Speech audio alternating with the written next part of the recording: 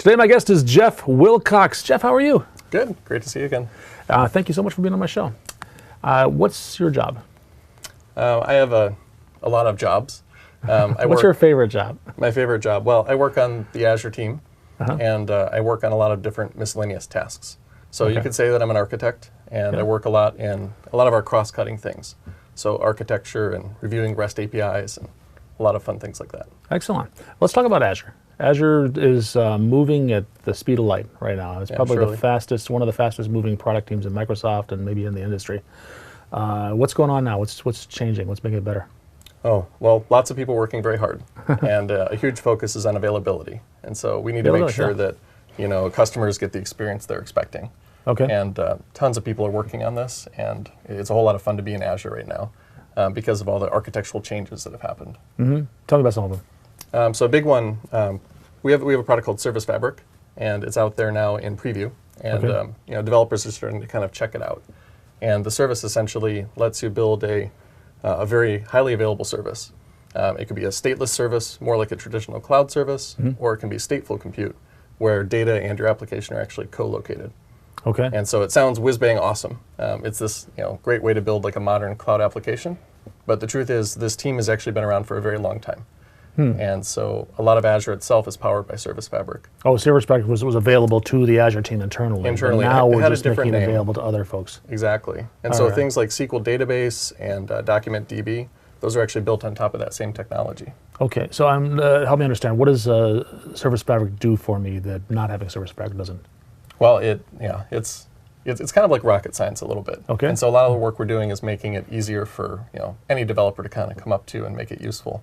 But the idea is that, like a lot of the traditional distributed systems, there's algorithms out there to replicate data and ensure consistency. And that's all kind of built in at the lower layer in Service Fabric. And so you'll have essentially like a primary node for an application. And if that were to disappear or the network goes down or something, a secondary can pick up and take that work. Okay, so redundancy is one big part of it. A ton of redundancy, yeah. All right, and we've already got the redundancy. We've had for a long time redundancy in things like Azure Storage with automatic failovers, sometimes in different regions. Yeah. And we had that because of Service Fabric. We just didn't know it. In a lot of ways, yeah. Storage actually is a whole different architecture. Oh, okay. But Service Fabric itself is something we're using to build a lot of great things now. All right. So now people can use the Service Fabric. I'm still not a handle on this. I could build applications before without Service Fabric. Now I can build them with it. Yeah. And they're more reliable because of that. Is that the idea? They That's fail over better. Yeah, but you can like build different architectures than were possible before. Okay. And so one of the good examples is when you look at Azure, the architecture itself. We actually have typically a ton of regions. We have 22 regions right now that are available. Right. And we've announced more. But each of those regions has resource providers. We call them RPs. Okay. And they're responsible for kind of orchestrating everything in that data center. And so if you think about it, when you create a VM, it'll go to the compute resource provider. All right. In a location like in Dublin. And it will go ahead and make sure that we know about all the properties and what it should look like. And then we'll replicate that with another data center in Europe using Service Fabric, basically. Okay. And so the data is available, so even if something happened, we'd still know all the information about your VM. If you look back a couple years ago, most of that was actually in Texas. And so we had a very different API then. And you'd say that you want a new VM. It would go to Texas, essentially, and it would say, well, I want this VM, and then it would go place it elsewhere. So that's a problem if something happens in Texas. Yeah, exactly. And of course, that data center could always fail over to other locations, but not in the way that Service Fabric has helped us build these systems that are basically always available and active. All right. Are you seeing a reduction in the downtime as a result of this? Oh, yeah, the teams are working super hard on that. Okay. And we track all sorts of numbers and availability. All right. I know you've been publishing it since pretty prominently on the new portal with when things are up, when they're down. It's and I like the transparency. That's gotten better since day one. Yeah, we like to have like the status pages kind of up on monitors throughout the building. And, I know some people have applications on their band, so actually get a notification if there's a downtime or outage, and get right on it. Yeah. What else is going on in Azure? Well, lots of stuff. One of the things that I was really involved in the last year has been kind of working with our open source strategy. Oh, yeah. And so we're on GitHub, and we've been on GitHub since 2011. So we're kind of some of the early people at Microsoft to actually deal with, what does open source mean? How should we publish our things? How should we work with the community? Right. And so on GitHub, we actually have thousands of people, over 2,000 engineers right now, that are using GitHub at Microsoft within just Azure. And so it's a huge amount of people. They're using for their own projects, or are they using for Azure projects? It's for Azure projects. Okay. And so like our SDKs for Node.js, that's up there, and a lot of the work that our Linux teams are doing. And one of the funny problems we had is that it's actually really hard to manage a multi-thousand person organization on GitHub. It's manual. So essentially you'd see an email from some random person at Microsoft, and they'd say, gosh, I'd like to be a member of this GitHub organization. Can you add my account? This is my username. I'm Joe12345. Right.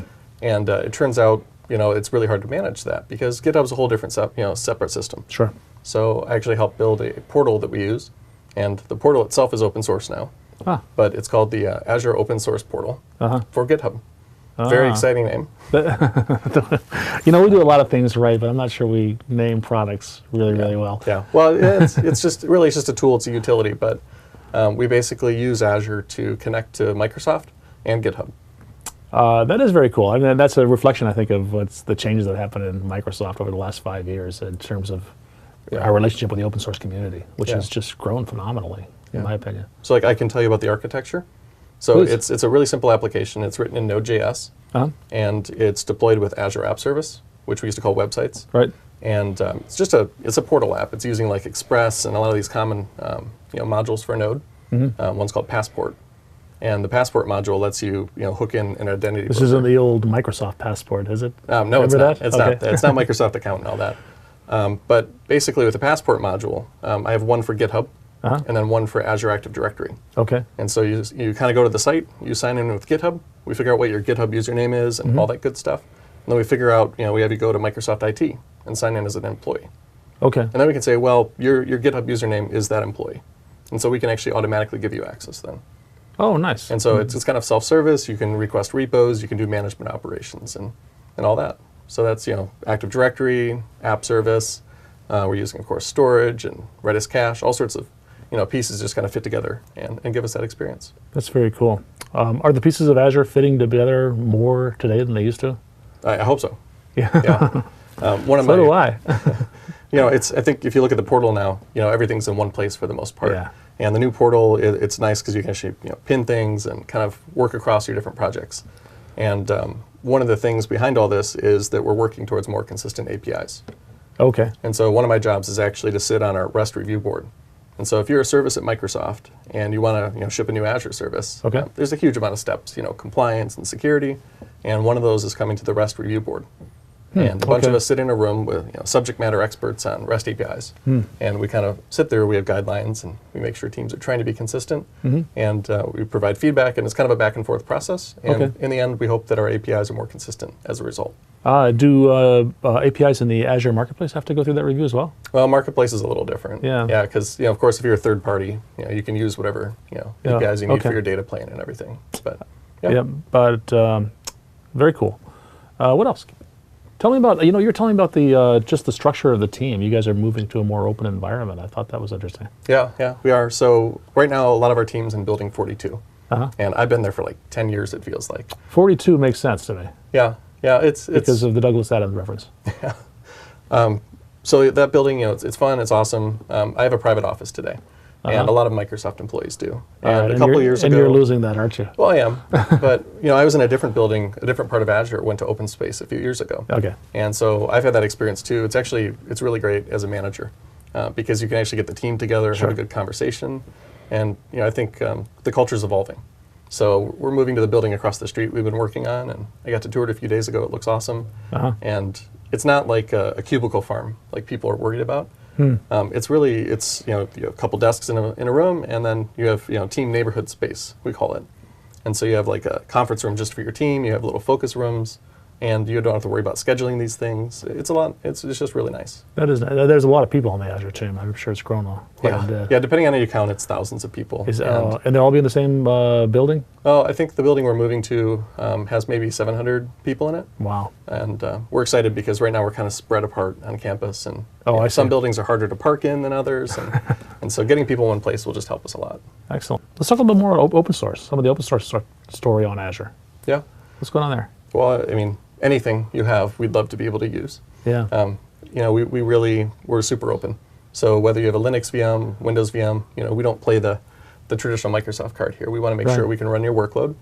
And I spend a ton of my time in Node.js just because it's fun, it's easy, JavaScript's great, and so that's an awesome part as a customer of Azure, is being able to deploy apps is just quick and easy. But if I look inside Azure itself, we're using open source technology too, and the big one is Git. Everyone is a lot of people are moving to Git, and inside Microsoft, so many teams have. Inside Azure, we're using it just exhaustively right now. Right. And it's awesome because if you go to a new hire, brand new, it used to be at Microsoft, you spent weeks learning the Microsoft tools, the Microsoft commands, and now we are hiring people that they already know Git, so their first day they're productive. And the truth is, people in their careers sometimes leave Microsoft too. What? And if you chose to do that, really, you know Git, and so you have these skills that actually they're useful in the industry outside of just Microsoft. So I would argue that maybe knowing Azure might be useful in the industry outside of this company, but so I think the reality is we're using these tools internally, we're learning a lot, and I think we're being much more agile as a result. Very cool. Sounds like a lot of cool stuff is happening in Azure right now. There's Azure teams blogging about this, aren't they? Oh yeah, definitely. Where's that? It's just up at blog.azure.com. And also you can, of course, follow on Twitter. There's Azure. And then we also have a Twitter handle called Azure Support that I recommend people use. Jeff, thank you so much. Yeah, thanks a lot. And thank you for watching Technology and Friends.